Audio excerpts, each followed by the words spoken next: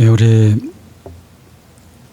이경호 목사님께서도 말씀하셨지만은 우리 요즘 계속해서 몇 달째 코로나 상황으로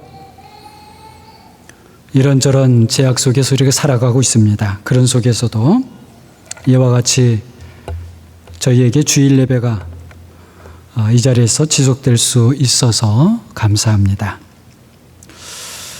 우리 광고 들으신 바와 같이 지난 주간에 교회당에 어려운 일이 있었다고 하는데, 아무튼 어떤 시험과 어려움이든지 하나님께서 우리에게 감당할 수 있는 힘과 또 지혜를 주실 것을 믿고 이런 힘든 시기를 우리 함께 이겨나가게 되기를 바랍니다. 우리는 요즘 매주일 우리 이경호 목사님을 통해서 창세기에 나오는 아브라함의 믿음을 배우고 있습니다. 오늘은 같은 믿음이지만 로마서에 나오는, 로마서 말씀에 나오는, 또 그 중에서도 오늘 특별히 세례를 통해서 우리의 믿음이 어떠한 것인지를 살펴보도록 하겠습니다. 자, 로마서 4장은요, 우리 창세기에 나오는 아브라함의 믿음에 대해서 먼저 말씀을 하고요, 또 5장에서는 그 믿음이 예수 그리스도로 말미암아 믿는 자 누구에게든지 주어져서 의롭게 되는 것을 말씀하고, 또 6장에서는 그 우리를 의롭게 하는 믿음이 세례를 통해서 은혜의 삶으로 나가게 되는 것을 설명합니다. 그리고 7장은 율법과 또 은혜의 관계를, 그리고 8장에서는 그 믿음과 세례로 인한 그 은혜의 새 생명은 성령의 법을 따라 사는 것임을 그렇게 말씀합니다. 자, 이러한 앞뒤의 그런 배경을, 내용을 마음에 두고 오늘은 이 세례와 은혜의 삶이 어떻게 연결되는지, 그래서 우리가 어떻게 참된 은혜의 삶을 살게 되는지를 살펴보도록 하겠습니다. 자, 오늘 본문을 보게 되면, 오늘 우리가 여러분이 지금 성경의 본문을 좀 앞에 두시고 수시로 참고하면서 보시면 좋을 것 같습니다. 자, 우리가 세례를 받았다라고 하는 사실을 강조하고 있습니다. 3절에 세례를 받은 우리는, 그리고 이어서는 너희가 세례를 받은 줄 알지 못하느냐. 그리고 4절에서도 우리가 세례를 받음으로 이렇게 말씀을 합니다. 자, 강조한다고 하는 것은 무엇일까요? 그만큼 중요하다, 그것이죠. 오늘날 안타까운 일 중에 하나는 적지 않은 분들이 자신이 받은 그 세례를 잊은 채 살아가고 있다는 것입니다. 하지만 사도 바울이 이 로마서를 쓸 당시에, 그리고 그 이후에도 세례는 그리스도인 한 사람 한 사람에게 결코 잊을 수 없는, 그리고 잊어서는 안 되는 아주 중요한 사건이었습니다. 보통 초대교회에 대해서 알려져 있듯이 당시 그리스도인들에 대한, 기독교인들에 대한 박해로 인해서 순교를 받으려면 목숨을 각오하고 받아야 하는 것이 세례였기 때문만은 아니었습니다. 박해나 또는 순교가 있든지 없든지 상관없이 세례는 아주 중요했습니다. 세례는 과거의 옛사람의 내가 죽고 그리스도의 새 사람으로 다시 태어나는 사건이었기 때문입니다. 세례가 바로 내가 거듭나고, 우리가 흔히 중생이라고 하지요. 영어로는 regeneration 이라고 하는 바로 그 사건이었습니다. 그래서 마치 아기를 임신한 엄마가 그 아기의 출산을 준비하고 출산을 할 때는 그 아기의 엄마뿐만 아니라 여러 사람들이 출산을 돕는 것처럼 그렇게 교회 전체가 세례를 위해서 준비했고 세례를 받은 사람 역시 자신의 중생을 준비했습니다. 얼마나 진지하게 준비를 했겠습니까? 세례를 이렇게 평생 잊을 수 없는 중요한 사건으로 보았던 왜 이렇게 중요했을까? 그 이유가 무엇인가 하면 바로 3절 말씀처럼 그것은 바로 그리스도 예수와 합하여 세례를 받는 것이었기 때문입니다. 자, 그런데 이렇게 그리스도와 합하여 받는 세례라고 하는 것을 두 가지 방식으로 설명을 할 수 있습니다. 하나는 예수님께서 요단강에서 그 받으셨던 세례를 믿는 사람이 받는 세례의 원형으로 보는 겁니다. 그래서 우리가 세례받는 것은 요단강에서 받으셨던 그 예수님의 세례에 참여하는 것이다. 이렇게 보는 거예요. 자, 여러분 한번 예수님께서 요단강에서 세례를 받으셨을 때 그 장면을 한번 상상해 보시기 바랍니다. 세례 요한이 있고 예수님께서 나오시고 세례 요한이 예수님에게 세례를 베푸는데 먼저는 물속에 들어가십니다. 그리고 나오십니다. 나오셨을 때 어땠어요? 하늘이 열리고 그리고 그 열린 하늘에서부터 음성이 들려옵니다. 이는 내 사랑하는 아들이요 나의 기뻐하는 자라. 이 놀라운 음성이 들리고 그리고 성령이 비둘기같이 내려와서 예수님 위에 머무셨습니다. 얼마나 놀라운 사건입니까?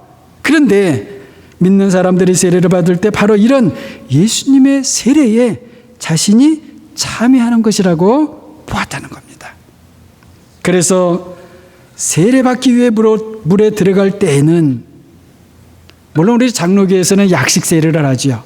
침례교에서는 침례를 하고 자, 여하튼 물에 들어갈 때는 당시에는 물에 들어갔으니까요. 들어갈 때는 옛사람이 죽고 물에서 올라올 때는 그 예수님의 세례 때와 같이 자신에게도 하늘이 열리고 하나님의 은혜의 삶으로 다시 태어나는 것이 세례였어요. 여러분 생각해 보세요. 그리스도인으로서 이것보다 더 큰 사건이 없는 것이죠. 자, 그리고 그리스도와 합하여 받는 세례에 대한 또 다른 설명은 오늘 본문 말씀에서처럼 예수 그리스도의 죽으심과 부활하심하고를 서로 연결하는 것입니다. 그리스도의 죽으심과 부활하심이 여러분 예수님께서 이 세상에 성육신하셔서 오시긴 모든 사역을 총 집결해서 요약하면 그게 바로 그리스도의 죽으심과 부활하심이고 그것이 복음의 핵심 아닙니까? 그런데 바로 세례받는 것이 그러한 그리스도의 죽음과 부활에 참여하는 것이라고 보았다는 거예요. 우리가 받는 세례가 그런 것이라면 여러분 이건 역시 얼마나 놀랍고 귀한 일입니까? 그런데 사실은 이 요단강 예수님의 세례 사건은 예수님께서 십자가에 죽으시고 부활하신 그 골고다의 사건과 서로 연결되는 사건입니다. 예수님께서 세례를 받으실 때 물에 내려가셨다가 올라오시는 것, 이것은 이미 예수님 자신의 죽음과 부활을 예고하고 있는 것이라고 볼 수 있다는 것입니다. 그러므로 이 두 가지를 정리해서 말씀을 드리면 세례를 받는 것은 예수님께서 받으신 세례에 참여하는 것이고 그러므로 해서 결국 그분의 죽으심과 부활하심에도 참여하는 사건이라는 거예요. 의미적으로만 그렇다는 것이 아니라 이것을 실제적인 것으로 믿었습니다. 말씀드렸듯이 오늘 본문에서 사도 바울은 우리가 받는 세례를 그리스도의 죽으심과 부활하심으로 그렇게 서로 연결해서 설명을 하는데, 여기에 더해서 예수님의 요단강 세례 사건을 함께 여러분 염두에 두시고 오늘 설교를 들으시면 더 좋을 것 같습니다. 자, 본문으로 이제 돌아가 봅니다. 1절을 보게 되면, 그런즉 우리가 무슨 말을 하리요? 은혜를 더하게 하려고 죄에 거하겠느냐? 를 묻습니다. 당연히 그 답은 무엇입니까? 그럴 수 없다죠. 그럴 수 없다. 그런데 그럴 수 없다라고 우리가 대답을 하지만, 대답하는 순간 우리의 마음에 어떤 의문이 생깁니까? 사실은 저나 여러분이나 늘 죄 짓고 사는 것 같은데, 그런데 죄에 거할 수 없다 말씀하신다는 거예요. 자, 우리가 여기서 알아야 하는 것은, 죄에 거한다라고 하는 것은 죄를 멈추지 않고 계속해서 짓는 것을 말하는 것이에요. 흔히 우리가 보통 믿는 사람들이 죄를 짓고 아이쿠머니나 깜짝 놀라서, 야, 예수 믿는 내가 왜 이러나 이러면서 주님 회개하고 그러는 것을 말하는 게 아닙니다. 자, 그럼 왜 죄를 멈추지 않고 계속 짓는 것일까요? 자신이 죄를 짓는데도 그것이 죄인지 모르기 때문이에요. 죄가 죄인지를 몰라요. 그래서 누가 가르쳐 주어도 그걸 인정하지 않습니다. 아예 죄에 대한 개념 없이 사는 것을 말한다는 거예요. 우리가 더 이상 죄에 거할 수 없다는 것을 여러분 한번 이렇게 생각을 해보시기 바랍니다. 자, 우리는 약합니다. 누구나 인정하는 것이죠. 그러면 왜 약합니까? 왜 약하지요? 사람이라 그렇죠. 맞습니다. 혹시라도 이 자리에 약하지 않은 사람 혹시 있지 않을까? 나는 그런 것 같지 않은데 그렇게 생각하는 분이십니까? 아니에요. 정도의 차이가 있을 뿐 사람은 다 약합니다. 그렇다면 왜 사람이 약한가? 다른 이유가 아니죠. 하나님께서 처음부터 우리 사람을 약하게 만드셨기 때문입니다. 피조물이기 때문에 그렇다는 거예요. 우리가 창조주라면 우리 약하지 않아요. 우리는 피조물이라. 하나님 우리를 그렇게 만드셨기 때문에 우리는 약해요. 자, 그러면은 이렇게 또 제가 물어보겠습니다. 그렇다면 여러분, 약하다고 하는 것, 약한 것이 나쁜 것일까요? 어떻게 생각하십니까? 세상 사람들은 그렇게 생각해요. 왜냐하면 약하면 안 된다, 강해야 된다 생각하니까. 모자란다, 안 되죠, 세상 사람들에겐.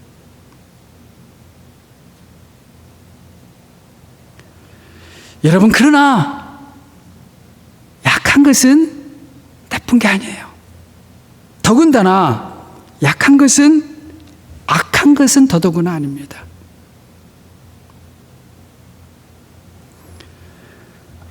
하나님께서 우리를 약하게 만드시고 보시기에 내가 왜 이렇게 만들었을까? 싫어하셨다. 성경에 그렇게 되어 있나요? 어떻게 되어 있습니까? 하나님께서 보시기에 좋았더라. 하나님께서 좋다 하신 것을 사람이 아니다 라고 하면 안 되는 것입니다. 문제는 그럼 무엇인가? 우리가 약해서 죄를 짓게 된다는 거예요. 유혹에 약하고 또 약해서 두려움 속에 죄를 짓게 됩니다. 하나님을 잊어버리고 하나님을 떠나가 버린다는 것이죠. 자, 그럼 이번에는 이렇게 생각을 해보겠습니다. 우리가 약하기 때문에 죄를 지어야만 하나요? 어떻게 생각하십니까? 우리가 죄를 지을 수밖에 없나요? 우리의 보통의 생각으로는 그럴 수밖에 없죠. 약하니까요. 그럴 것 같은데 놀랍게도, 정말 놀랍게도 오늘 성경 본문은 그렇지 않다라는 것입니다. 왜 그럴까요? 본문 2절을 보게 되면 왜 그러냐면 죄에 대하여 어떻기 때문에? 죽었기 때문입니다. 죄에 대하여 죽었기 때문이다. 그럼 언제 우리가 죄에 대하여 죽었나요? 오늘 좀 질문이 많죠? 계속 생각을 좀 해봅니다. 언제입니까? 우리가 죄에 대하여 죽은 때가 언제입니까? 바로 그리스도 예수와 합하여 세례를 받았을 때라는 것이에요. 3절입니다. 물은 예수 그리스도와 합하여 세례를 받은 우리는 그의 죽으심과 합하여 세례를 받은 줄을 알지 못하느냐. 여기서부터 4절 이후 내용은 사실 그 그리스도 예수와 합하여 세례를 받았다는 것이 어떤 것인지, 그래서 우리가 받은 은혜가 어떤 것인지를 계속해서 반복하기도 하고 풀어서 가르쳐주고 있습니다. 이것을 요약해서 말씀드리면 은혜 아래 있게 되었기 때문에 우리는 약하지만 더 이상 죄 아래 있지 않고 하나님이 우리를 새롭게 해주시는 삶을 살게 되었다라는 것입니다. 우리가 은혜 아래 있다는 것이 무엇입니까? 하나님의 사랑과 능력 안에 있다는 것이죠. 그리고 하나님의 손에 맡겨졌다는 것입니다. 사랑하는 여러분, 우리가 약하기 때문에 죄를 지을 것이 아니라 약하기 때문에 오히려 하나님을 의지하고 하나님의 능력의 손에 도우심을 의지하시기를 바랍니다. 그래서 은혜 아래 늘 머무시기를 바랍니다. 그러면 우리는 약하지만 하나님 때문에 죄를 이길 수 있습니다. 하나님의 의에 우리가 참여할 수 있습니다. 강한데, 약한데, 우리는 약한데 강하게 되는 것, 약한데 강한 것, 이것이 바로 그리스도를 믿는 믿음의 비밀인 것입니다. 은혜 아래 있으면 하나님으로부터 의롭다 하심을 얻고 그리스도와 함께 살고, 그래서 새 생명 가운데서 살 수 있게 됩니다. 새 생명으로 산다고 하는 것은 하나님에 대하여 살아있어서 우리 몸의 지체를 하나님의 의의 도구로 드리는 것입니다. 이것은 얼마나 신이 나고 놀라운 일인지 모릅니다. 정말 신이 나는 놀라운 즐거운 일이죠. 이런 은혜의 삶을 6장에서는 그리스도와의 관계에서 가르쳐주고 있고, 이 사실은 똑같은 것을 로마서 8장에서는 성령과의 관계에서 보여주고 있습니다. 그래서 이 로마서 6장과 8장을 서로 비교하면서 보게 되면 얼마나 좋은지 모릅니다. 마치 은혜가 갑절, 배가가 되는 것이죠. 그리스도와 함께하는 것이 성령과 함께하는 것이, 또 성령과 함께하는 것이 그리스도와 함께하는 것이구나 알아가게 됩니다. 쌍겹줄, 우리 겹줄, 쌍으로 된 겹줄의 은혜로 아주 견고하고 튼튼하게 묶여지는 것 같습니다. 자, 그런데 여기서 우리가 좀 더 신중하게 살펴보아야 할 것이 있는데요. 그렇다면 이러한 모든 은혜가 어디서부터 시작이 되었고 도대체 어디서부터 오는 것인가 하는 것입니다. 자, 이 모든 은혜의 시작이 여러분이 듣고 제 말씀드리고 오늘 성경에 가르쳐 주는 것처럼 바로 그리스도와 예수와 합하여 세례를 받은 거기서부터입니다. 이 시작, 이 시작이 아주 중요한데요. 여러분 이렇게 생각을 해보십시오. 세상 사람들의 삶의 시작은 우리도 육신적으로는 다 그렇죠. 출생으로 시작하죠. 세상에 응애하고 태어납니다. 그리고 자랍니다. 성장을 합니다. 나이가 많아집니다. 늙어집니다. 그리고 마지막은 어떻게 돼요?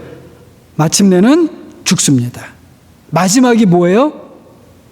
죽음입니다.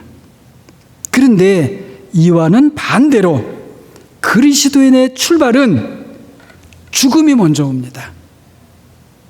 무슨 말인가 하면 먼저 내가 죽고, 달리 말씀을 드리면 먼저 죽음의 해결이 되고 그 다음에 그리스도인의 새 생명이 출발한다는 것이에요.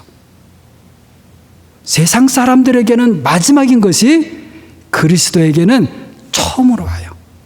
그리고 그것이 해결되고 그리스도의 삶이 시작되는 거예요.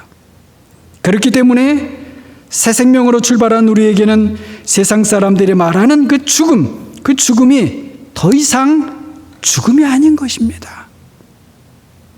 우리에게는 죽음이 무엇인가? 그것은 다른 것이 아니고 하나님 없이 사는 것, 그것이 죽음이에요. 왜 그렇죠? 우리가 믿고 보니 하나님이 모든 생명을 만드셨고 모든 생명의 주인이 하나님이시라는 것을 알았기 때문입니다. 아무것도 없는 데서 모든 것을 있게 하신 하나님이 죽은 생명도 다시 살리실 수 있는 분이시라는 겁니다. 다시 말씀드리면 흙에서 와서 흙으로 가는 것이 죽음이 아니라는 것이죠. 처음에 흙으로 사람을 만드신 하나님께서 흙으로 돌아간 우리를 그리스도와 함께 넉넉하게 다시 살리시는 것입니다. 이전보다도 더 좋은, 더 영광스러운 우리로 만드실 거예요. 그래서 5절에서 사도 바울도 만일 우리가 그리스도의 죽으심과 같은 모양으로 연합한 자가 되었으면 또한 그분의 부활과 같은 모양으로 연합한 자가 되리라. 이렇게 이건 선포입니다. 선포하는 거예요. 사람을 흙으로 만드신 하나님을 여러분 믿으십니까? 그렇다면 우리 몸이 다시 흙으로 돌아간다 할지라도 우리를 부활의 몸으로 다시 살리시는 하나님을 믿습니까? 아멘이죠. 이러한 믿음에 합당한 삶을 살아가는 여러분과 제가 모두 되시기를 바랍니다. 하나님께서 의롭다 하신 사람을 죄가 감히 넘볼 수 없습니다. 그리스도와 함께 새 생명을 사는 사람을 죽음이 결코 무너뜨릴 수 없습니다. 하나님에 대하여 살아서 자신의 몸을 의의 도구로 하나님께 드리는 사람을 죄와 사망이 당신은 내 것이야 라고 주장할 수 결코 없습니다. 그래서 14절에 죄가 너희를 주장하지 못하리니 이는 너희가 법 아래 있지 아니하고 어디에 있음이라? 은혜 아래에 있음이라. 이렇게 선포하는 것입니다. 그럼 우리가 은혜 아래 계속 있으려면 어떻게 해야 합니까? 이것이 또 아주 중요한데요. 우리가 그리스도 예수와 연합하여 받은 세례로 우리 다시 돌아가 봅니다. 우리가 물로 세례를 받을 때에 누구의 이름으로 세례를 받았나요? 아버지의 이름과 아들의 이름과 성령의 이름으로 받았습니다. 여러분 한번 생각해 보세요. 우리가 그리스도 예수와 연합하여 세례를 받았다면 그냥 그리스도의 이름으로 아들의 이름으로만 세례를 받는 것으로 족한 것 아닐까요? 그렇지 않아요? 아니에요. 우리가 그리스도와 연합되었기 때문에 비로소 우리가 아버지의 이름과 아들의 이름과 성령의 이름으로 세례를 받는 것입니다. 이것이 중요하다는 것입니다. 그리스도와 연합하여 세례를 받은 사람에게 가장 큰 은혜가 그러면 무엇인가? 바로 아버지의 이름과 아들의 이름과 그 성령의 이름이 주어진다는 거예요.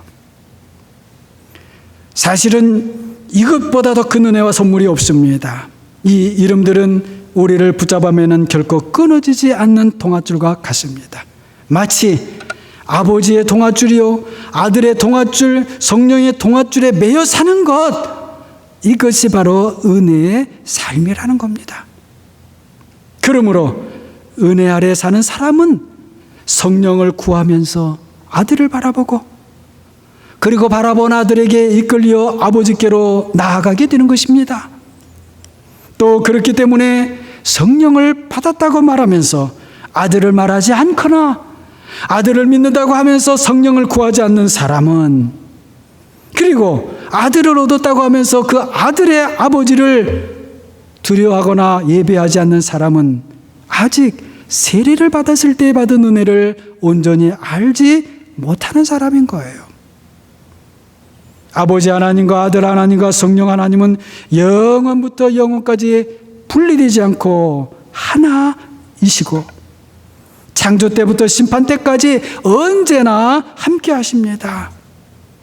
그래서 어떤 분은 아버지는 명령하시고 아들은 실행하시고 성령은 이루신다 라고 하고, 또 어떤 분은 아버지는 창조하시고 아들은 그 모양을 형성하시고 성령은 모든 것에 생명력을 부어주시어 조화롭게 움직이게 하신다, 활동하게 하신다, 그렇게 이야기했어요. 그리고 또 어떤 분은 아버지는 우리의 구원을 기획하시고 아들은 그 구원을 완성하시고 성령과 완성된 구원을 우리에게 적용하신다 라고도 했습니다. 그러므로 아버지의 명령 없이 아들은 아무것도 하실 수가 없고, 반대로 아들이 행하시는 일이 없이는 아버지의 명령 역시 아무 소용이 없게 되는 것이죠. 그리고 아들이 행하셨다 해도 성령께서 우리 안에서 그 아들의 행하신 일을 이루지 않으시면 아들이 행하신 그 일이 마찬가지로 아무 소용없게 되는 것이죠.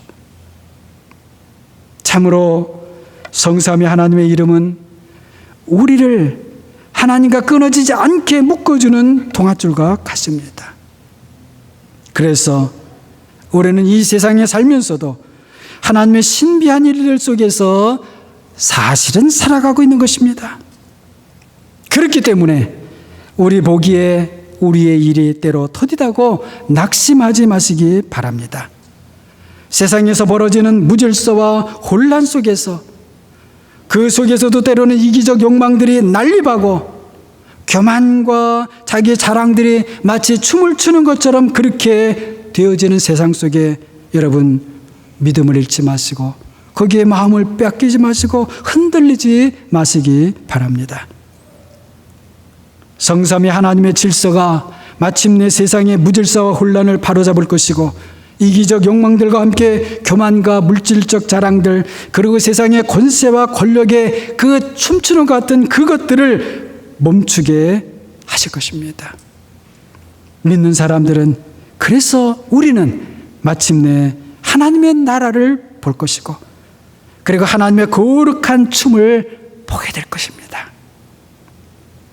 그리고 그리스도와 연합된 우리는 아버지의 이름과 아들의 이름과 성령의 이름을 하늘의 천사들처럼 거룩하다, 거룩하다, 거룩하다, 홀리, 홀리, 홀리 부르며 그 하나님의 춤을 함께 추게 될 것입니다. 우리가 물로 세례를 받았다면 하나님이 만드신 모든 피조물들을 귀하게 여기고 잘 보존해야 합니다. 우리가 물과 함께 아버지의 이름과 아들의 이름과 성령의 이름으로 세례를 받았으므로 하나님의 은혜 아래에 있는 것이고, 그래서 우리는 은혜 아래서 살아야 하는 것이죠. 그것이 우리에게 주시는 하나님의 복입니다. 하나님께서 자신의 이름을 우리에게 주신 것은 바로 하나님 자신을 주신 것입니다. 은혜 아래에서 살아가고 있는 사랑하는 여러분, 나에게는 왜 하나님이 안 보이나 하면서 실망하거나 낙심하지 마시기 바랍니다. 나는 이렇게 어렵고 나는 이렇게 답답하고 앞이 보이지 않고 더 이상 살 수 없을 것 같은데 왜 하나님은 아브라함에게처럼 모세에게처럼 다윗에게처럼 왜 나에게는 안 나타나시나 하면서 좌절하거나 고개를 떨구지 마시기 바랍니다. 하나님의 이름이, 그 존귀한 이름이 여러분에게 주어졌고 여러분은 언제나 하나님의 이름을 부를 수 있습니다.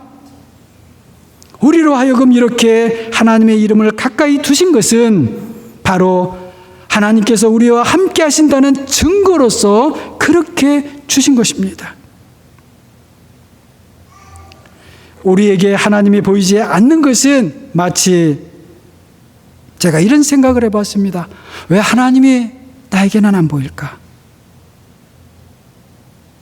여러분, 지구에 사는 사람에게, 여러분 다 지구에 살고 계시잖아요. 지구에 사는 사람에게 지구가 보일까요? 안 보일까요? 지구에 사는 사람인데 그 지구가 보일까 안 보일까? 지구가 안 보여요.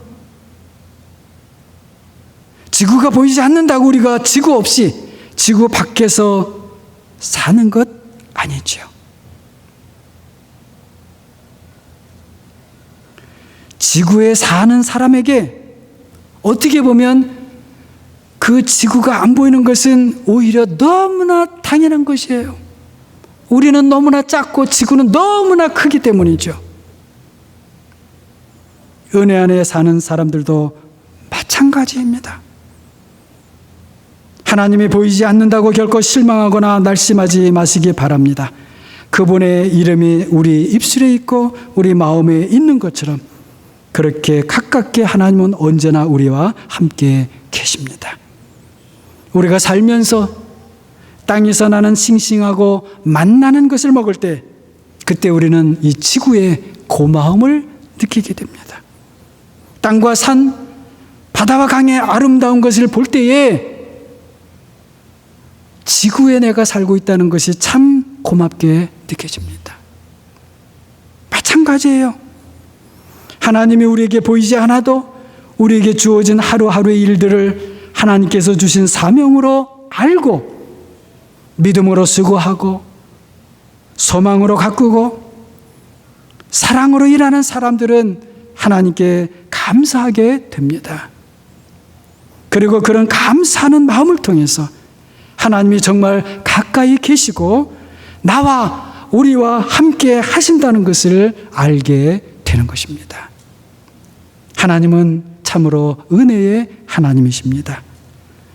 일상 우리의 생활에서 우리가 세례 때에 받은 하나님의 이름을 늘 마음에 두시고 입술로 부르시는 가운데 정말로 하나님이 가까이 계시고 나와 함께 하시는 하나님이심을 점차 더 많이 알아가시는 사랑하는 여러분 모두가 되시기를 주님의 이름으로 간절히 축원합니다. 기도하겠습니다.